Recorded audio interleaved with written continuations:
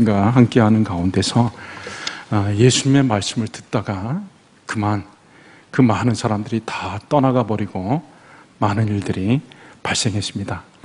예수님께서 하시는 말씀이 그들이 받아들이기에는 너무나 어려웠기 때문에 그렇습니다.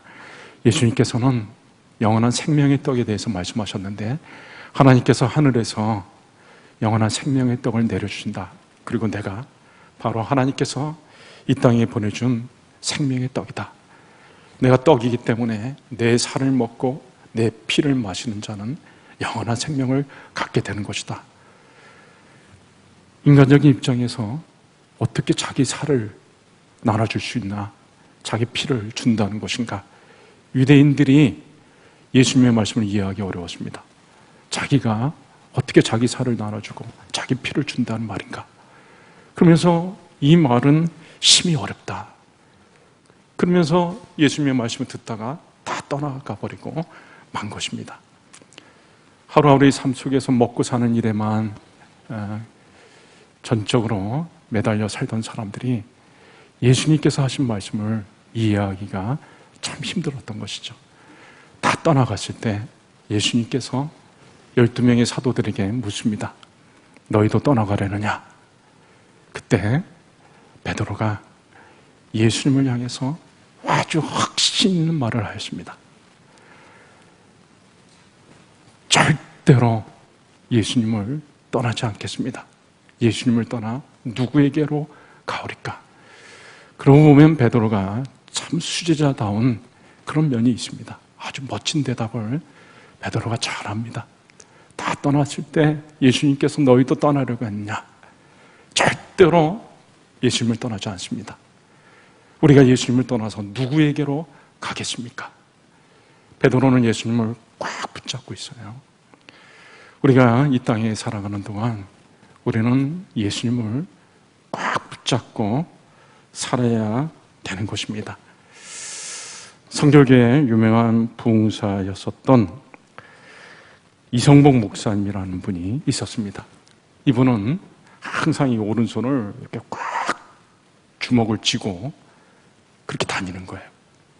사람들이 봤을 때 저분은 항상 이렇게 주먹을 쥐고 있으니까 이상하다.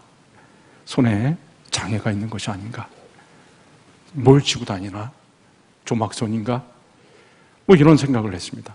어떤 분이 궁금해가지고 목사님, 왜 오른손을 그렇게 꽉 주먹을 쥐고 있습니까? 그때 이성모 목사님이 예수님 손 붙잡은 거야. 예수님 손 꽉 붙잡고 그러려고 내가 이렇게 손을 꽉 쥐고 있는 거야. 예수님 손 놓지 않으려고. 예수님의 눈에는 보이지 않았지만 예수님을 항상 붙잡고 살려고 그렇게 했다라는 것이죠. 우리가 예수님을 꽉 붙잡아야 할 이유가 있습니다. 베드로가 바로 예수님을 떠나지 않고 예수님을 붙잡으려고 했었던 이유이기도 한 것이죠. 오늘 읽은 68절에 그 답이 나와 있습니다. 68절. 시몬 베드로가 대답하되 주여 영생의 말씀이 주께 있사오니 우리가 누구에게로 가오리까?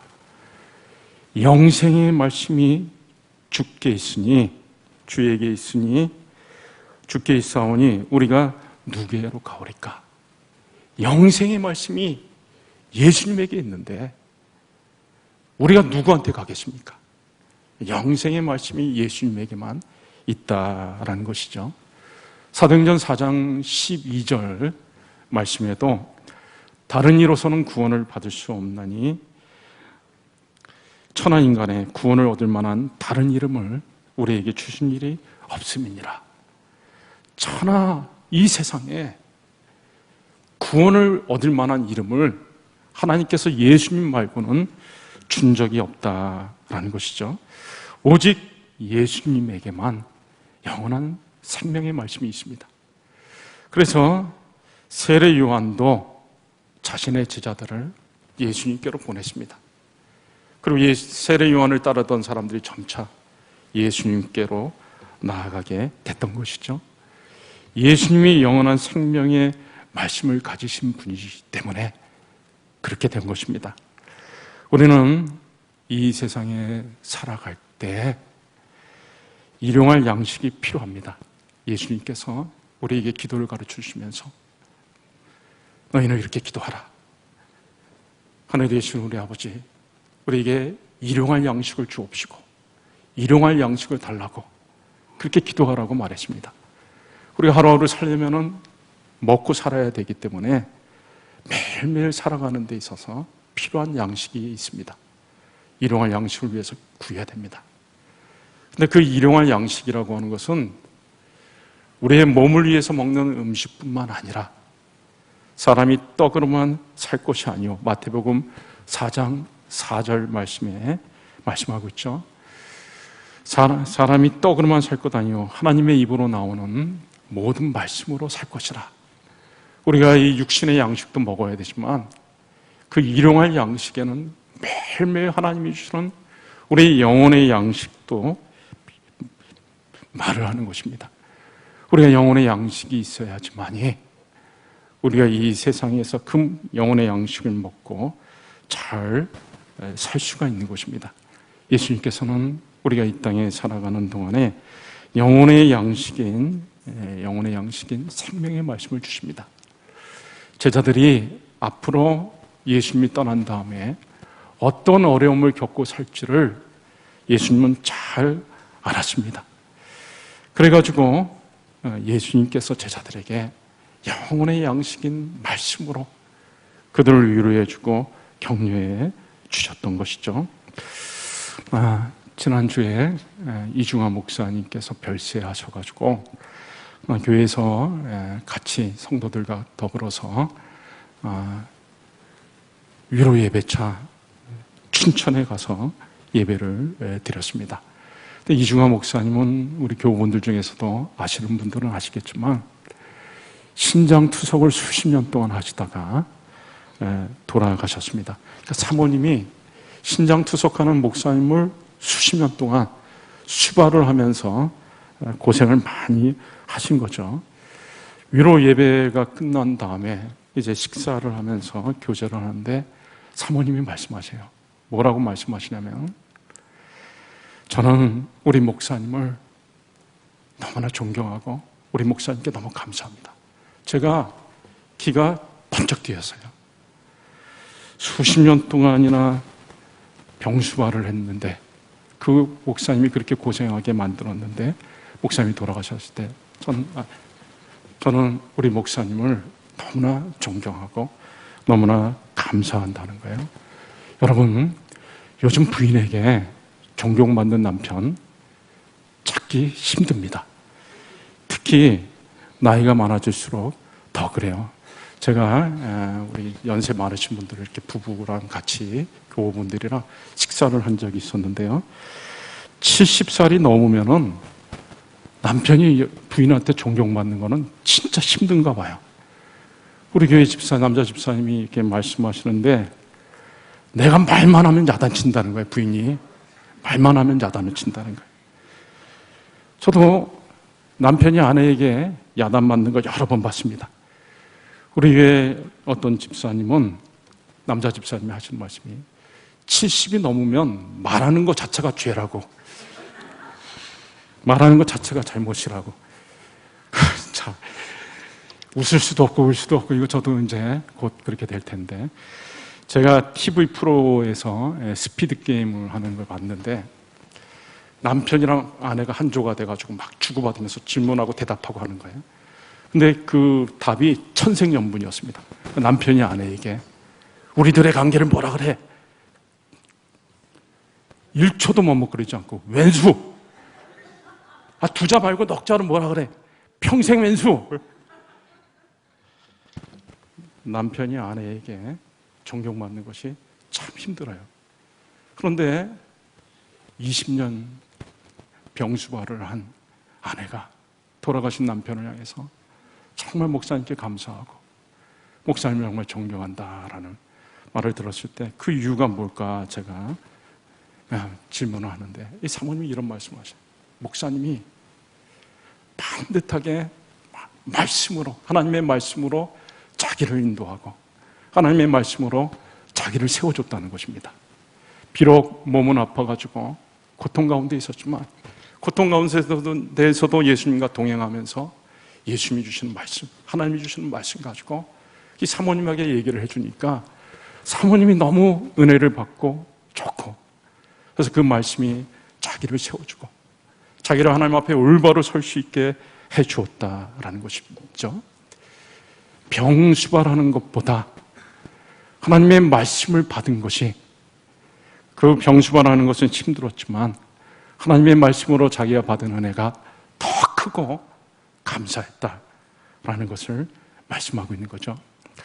예수님께서는 제자들이 이제 장차 힘들 것을 아시고 제자들에게 위로와 격려의 말씀을 주셨고, 제자들이 힘들 때마다 찾아오셔가지고 예수님께서 격려의 말씀을 주셨습니다.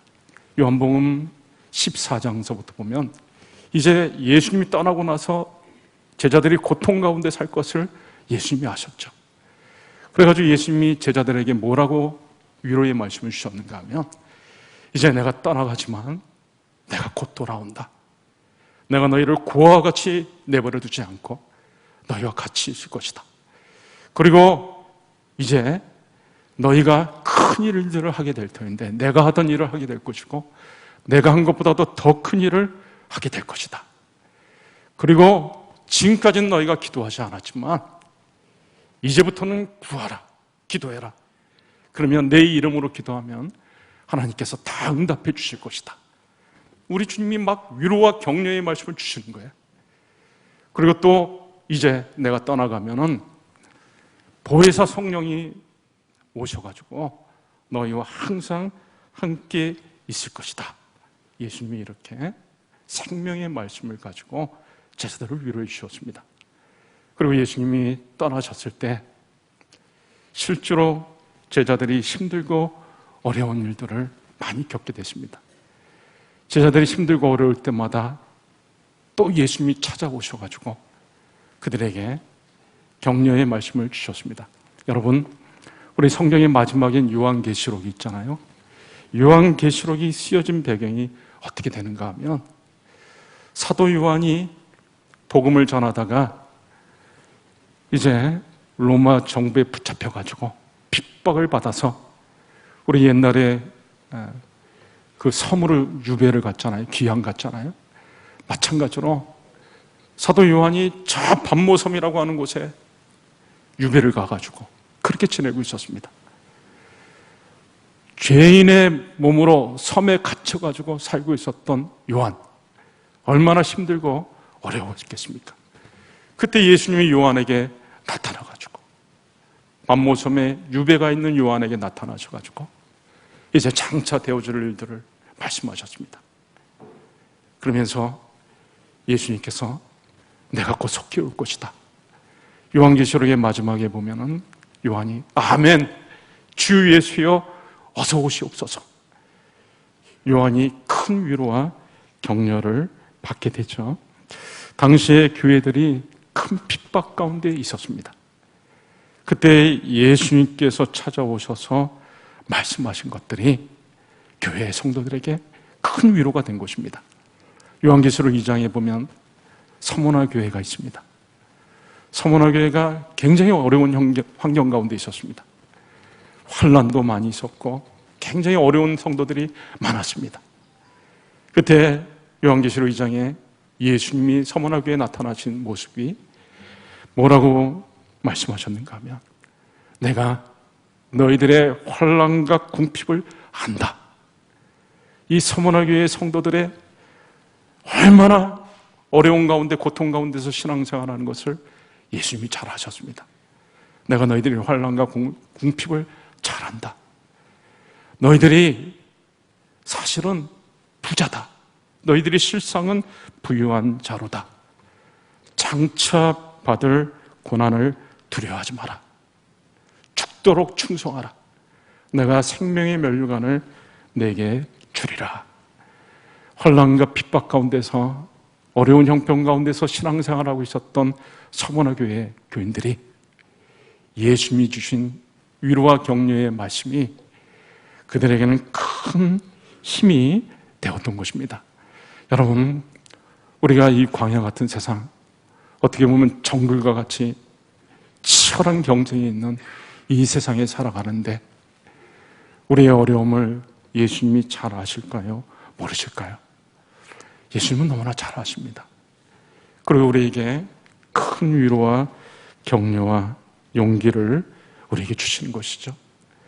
예수님은 그리고 우리에게 영원한 생명의 말씀을 주십니다. 사람들은 언제나 먹고 사는 것, 온통 이 세상의 것들에 몰입되어서 삽니다.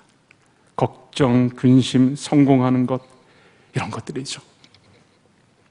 오병이어의 사건을 체험하고 나서도 많은 사람들이 예수님을 왕으로 세우려고 했습니다. 다른 것이 아니죠.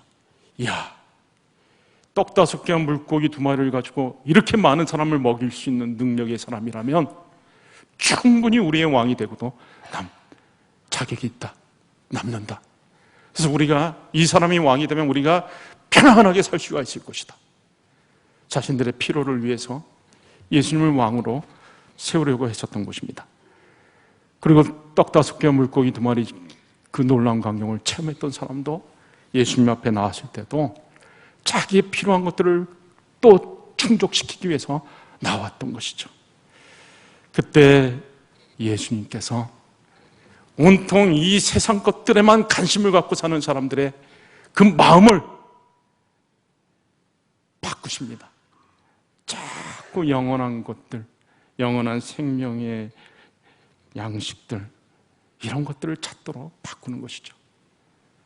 그래서 너희가 썩을 양식을 위해서 일하지 말고 영생하도록 있는 양식을 위해서 일하라. 이 땅에서의 삶이라고 하는 것은 고작 100년밖에 되지 않는다. 그저 100년의 삶을 위해서 너희 삶을 올인하지 말고 영원하도록 있는 양식을 위해서 살아라. 수가성의 뜨거운 정오 시간에 물을 뜨러 온 여인에게 예수님이 말씀하셨죠. 네가 지금 뜨는 물은 먹으면 금세 또 목마르지만 이제 내가 너에게 주는 물은 영원히 목마르지 아니하리라.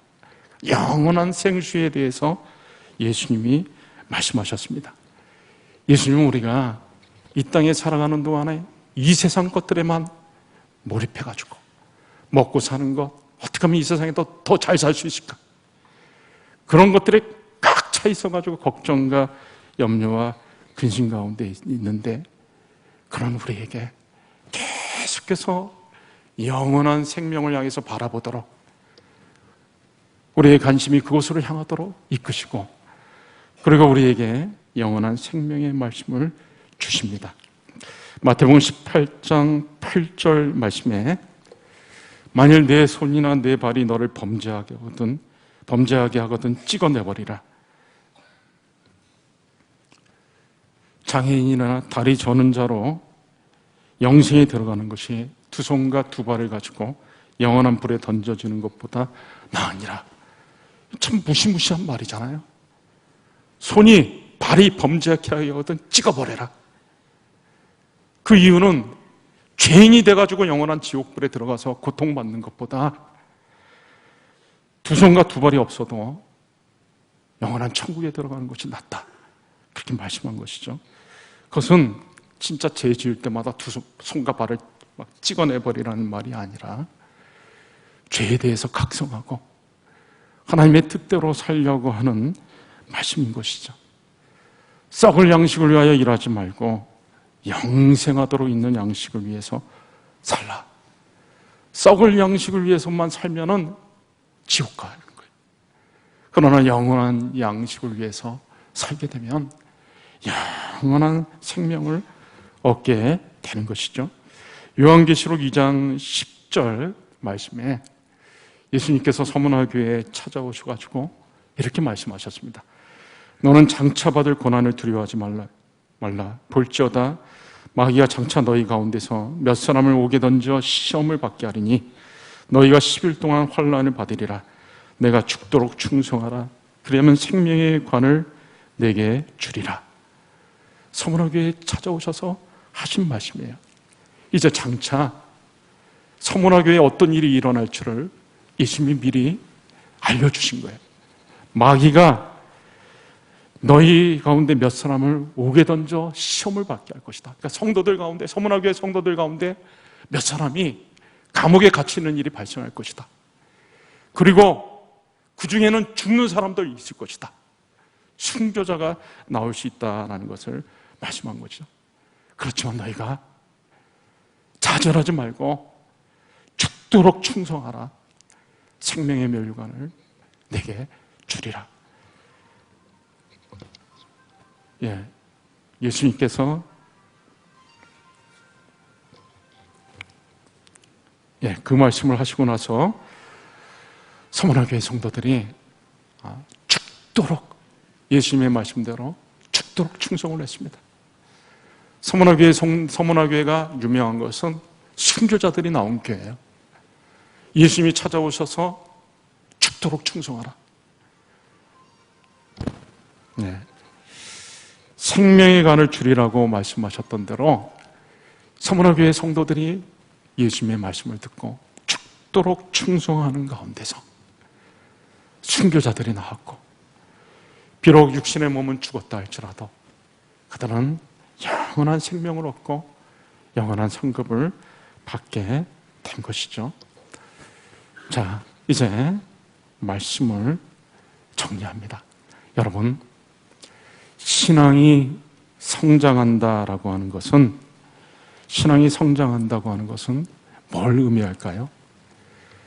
우리의 신앙이 성장해야 됩니다. 어제보다는 오늘보다는 내일이 우리의 신앙이 성장해야 되는데, 신앙이 성장한다고 하는 것은 다른 것이 아닙니다. 우리 예수님을 향한 우리의 신앙 고백이 깊어지는 것이죠. 예수님이 내 마음속에 차지하는 비중이 점점 커지는 것입니다. 예수님을 내가 전혀 몰랐을 때 예수님은 나에게 아무것도 아니었습니다. nothing, 아무것도 아닙니다. 그런데 예수님을 알게 된 다음부터 예수님이 점점 내 마음속에 한 자리를 차지하게 됩니다. something, 뭔가가 되는 것이죠. 신앙이 깊어지면은 예수님이 나의 모든 것이 되십니다. everything이 되는 것이죠.